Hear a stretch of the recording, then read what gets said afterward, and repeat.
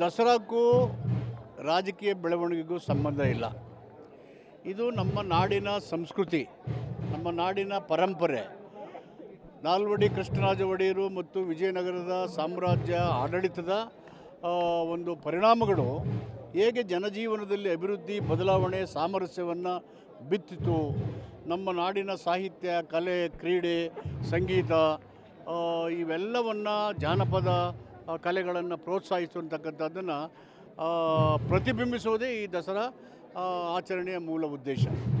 ಇದು ಸಾಂಸ್ಕೃತಿಕವಾಗಿ, ಧಾರ್ಮಿಕವಾಗಿ, ಸಾಮಾಜಿಕವಾಗಿ, ರಾಜಕೀಯವಾಗಿ ಎಲ್ಲ ಕ್ಷೇತ್ರಗಳನ್ನು ಪ್ರತಿಬಿಂಬಿಸುವಂಥ ಒಂದು ಪ್ರಮುಖವಾದಂಥ ಆಚರಣೆ. ಆದ್ದರಿಂದ ಎಲ್ಲ ಸಮುದಾಯಗಳು, ಎಲ್ಲ ರಾಜಕೀಯ ಪಕ್ಷಗಳು ರಾಜಕೀಯ ಜಂಜಾಟಗಳನ್ನು ಬಿಟ್ಟು ಹೊರತುಪಡಿಸಿ ಈ ದಸರೆಯನ್ನು ವಿಜೃಂಭಣೆಯಿಂದ ಆಚರಣೆ ಮಾಡಿದ್ದಾರೆ.